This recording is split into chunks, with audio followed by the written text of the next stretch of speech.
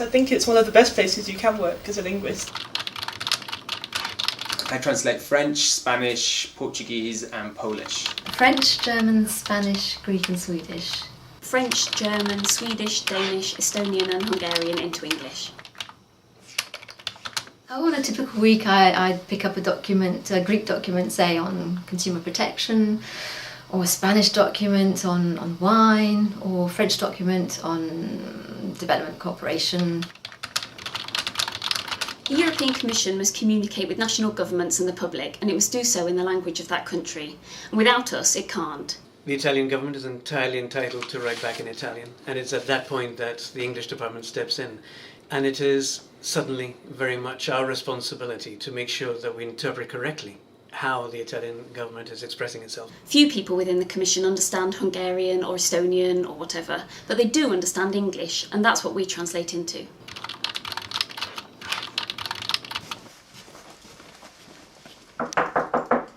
Jess, hi Paweł. If I have questions about Polish text, which is often the case, then I can just go up to the Polish translation department and ask colleagues there to help me. I think the main attraction is being around like-minded people. I find the colleagues that I've met so far really helpful, really relaxed and ready to help you with any queries that you have. One of the great things with working here is that you can use all your languages on a daily basis, and you even get the opportunity of learning more over a career. You can add 2, 3, 4, 5 or however many languages you want, and that's great for any linguists, I would think.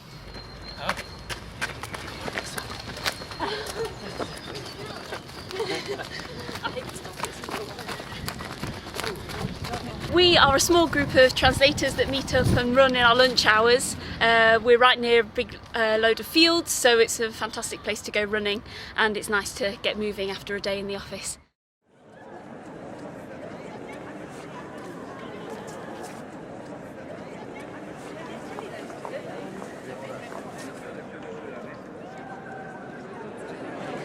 What I like about Brussels is that it's a very multicultural city.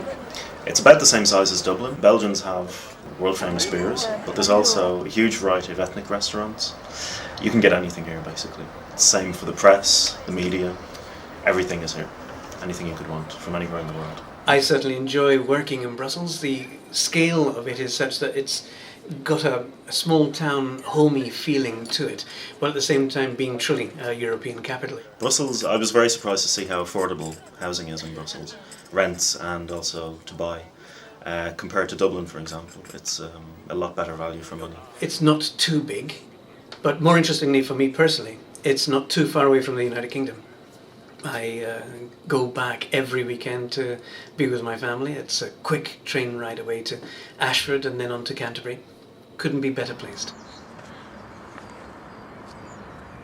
Luxembourg is small, but it has everything you need, and it's easy to get to everything fairly quickly.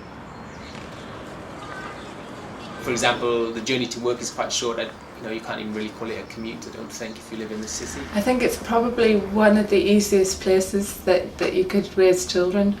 Everything's set up in such a way that nothing is ever difficult. You have access to culture that you just wouldn't have in London, or you could have if you were willing to pay a lot and travel a lot and stand around. Whereas here, because it's so small, it's very concentrated, and for me that's very important.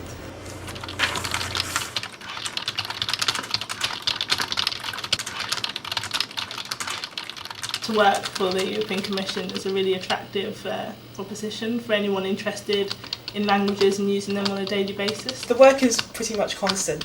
It's quite steady work, and I get the impression it's not that way for freelancers. It can ebb and flow, whereas here you have a lot more security. If you work in the field of languages, this is probably one of the best jobs you can get, I would say.